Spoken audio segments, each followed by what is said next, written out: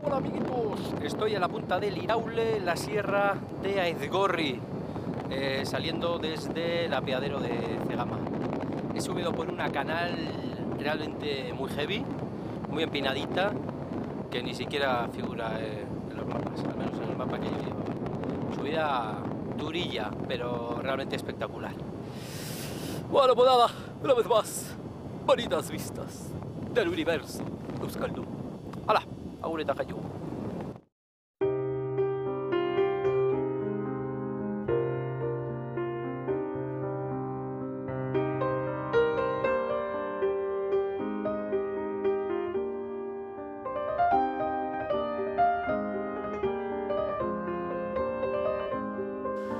Bueno, pues esta es la canal maravillosa por la que el Menda ha subido, que se iba empinando y empinando y empinando hasta salir aquí.